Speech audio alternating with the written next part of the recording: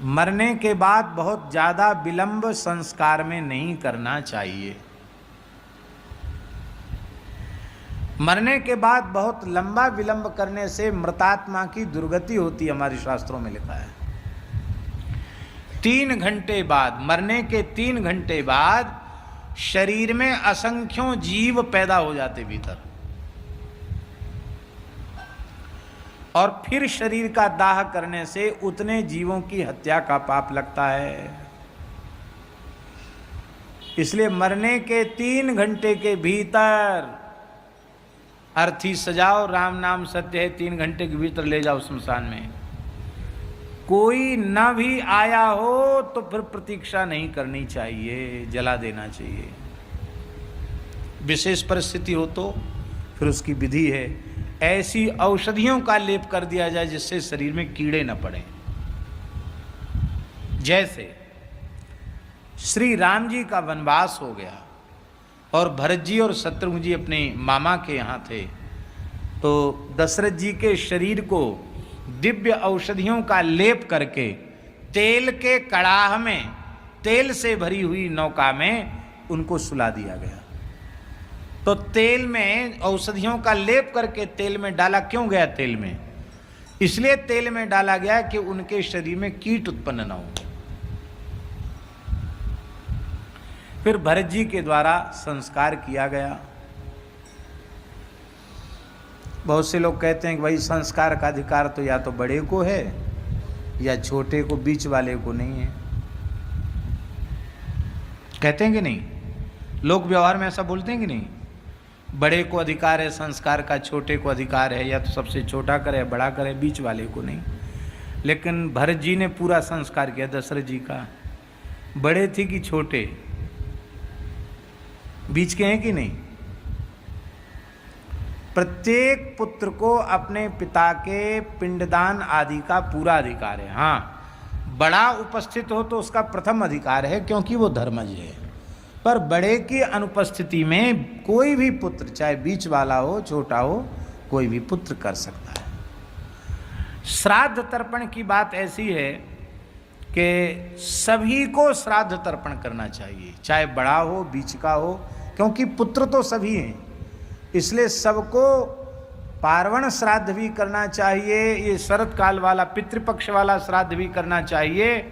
अब तो श्राद्ध की परंपरा ही लुप्त हो गई, और श्राद्ध की परंपरा लुप्त होने के कारण ही ये जो कुछ क्लेश बढ़ा है आज परिवारों में, संसार में, संतान दुष्ट हो रही है अथवा संतानहीनता हो रही है, इस सब का मूल कारण है पितरों का प्रकोप।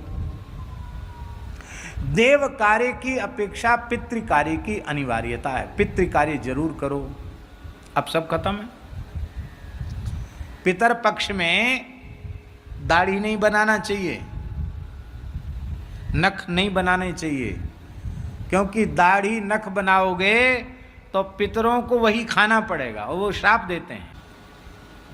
अब तो रोज चिकनी दाढ़ी चाहिए, पितर चाहे जो खाओ। तेल नहीं लगाना चाहिए, सावन नहीं लगाना चाहिए, नख नहीं काटना चाहिए, स्त्री प्रसंग नहीं करना चाहिए, क्योंकि पितर जो है उनको शुक्र में, रज में निवास करना पड़ता, वो शाप देते हैं। इसलिए श्राद्ध भोजी ब्राह्मण, बहुत विचार पूर्वक ब्राह्मण को श्राद्ध में निमंत्रण देना चाहिए। आपने किसी ब्राह्मण को अपने पिता के श्राद्ध में न्योता दिया तो पूर्वज उनके शरीर में प्रविष्ट हो जाते हैं, उनकी चेतना। अब निमंत्रित होने के बाद यदि ब्राह्मण समागम करता है तो उनके पितरों को गर्भ में, शुक्र में प्रवेश करना पड़ता है, वो श्राप दे देते हैं। इसलिए ब्राह्मण को वर्तमान समय में तो निमंत्रित करके घर में बुला ले, एक रात्रि वहीं रखे, दूसरे दिन श्राद्ध में भोजन करावे खूब भूख लगने पर, और वो द्वारा भोजन कर ले श्राद्ध वाला ब्राह्मण तो श्राद्ध नष्ट हो जाता है। तो इतना खिलावे कि उसको द्वारा भोजन की गुंजाइश न रह जाए, फिर वहीं विश्राम करावे। फिर ब्राह्मण 1 सहस्त्र गायत्री का जब घर में बैठ करके करे, इसके बाद दूसरे दिन उसको फिर खूब बढ़िया से सत्कार करके विदा करो। ये है, इस विधि से संध्योपासन करने वाले, त्रिकाल संध्योपासन करने वाले पवित्र वेदज्ञ ब्राह्मण को खिलाओगे तो उससे पितरों की तृप्ति होगी। श्राद्धे कुर्यान्न विस्तरम, इसलिए विस्तार के लिए मना है। सुपात्र मिलना कठिन है श्राद्ध में। अब श्राद्ध में तो महाराज, यहाँ ब्रज में कहावत है ना, आई कनागत फूले कांस, बामन उछले नो नो बांस। आई कनागत फूले कांस, कांस फूल गए, बामन उछले नो नो बांस। क्यों भैया? बोले तो खूब खीर मालपुआ खाए हुए को मिलेंगे। एक एक दिन में कई कई जगह भंडारा, श्राद्ध, पुनर्भोजन, इससे श्राद्ध नष्ट हो जाता है। अब ब्राह्मण क्यों जगह जगह भोजन करते हैं? उनकी विचारों की मजबूरी है। वो सोचते हैं कि चलो एक जगह श्राद्ध भोजन करने में 100 रुपया मिलेगा और 10 जगह थोड़ा थोड़ा खाए तो कितना हो गया? 1000 रुपया हो गया। तो चलो कुछ अपने घर गृहस्थी का काम चलेगा।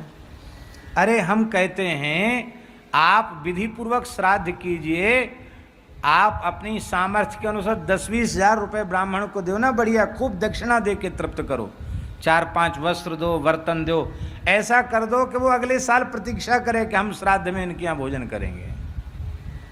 उसको 15 दिन राह ना देखनी पड़े, महीना 2 महीना का एक बार में दे दो। आप कहें हम कहाँ से देंगे? अकस्मात घर में कोई हाली बीमारी आ जाए, डॉक्टर को देते हो कि नहीं देते हो? कोई पुलिस केस हो जाए तो थानेदार को देते हो कि नहीं देते हो? तो लोक व्यवहार में तुम धन देना आवश्यक समझते हो, पर ब्राह्मण को दक्षिणा देने में तुम्हारे हालत खराब होती है। पितृकर्म से कभी उदासीन नहीं होना चाहिए, पितृकर्म अवश्य करना चाहिए। और ये 3 दिन में आजकल जो चल गए ना कि 3 दिन में ही सब खत्म कर देते हैं, सूतक पूतक सब, ये गलत है। पूरा त्रयोदशाह तक पूरी विधि करना चाहिए, क्योंकि उससे मृतात्मा की सद्गति होती है। तो ये सब परंपराएं हैं। अभी तो इस बार तो कोरोना में बहुत से लोग समाप्त हो गए, उनके तो शरीर भी देखने को नहीं मिले, उनकी कोई विधि पूर्वक संस्कार नहीं हुआ। तो ऐसी परिस्थिति में कुशपुत्तलिका दाह की भी विधि है। उस व्यक्ति की कुशा की प्रतिकृति बनाई जाती है और उसकी प्रतिष्ठा करके उसका विधिवत संस्कार किया जाता है। फिर संस्कार करके पूरा अंत्येष्टि विधान किया जाता है, पूरा जो सपिंडीकृत तक सारा विधान करने की परंपरा, ऐसे कर सकते हो। लेकिन अंत्येष्टि में उदासीनता नहीं होनी चाहिए।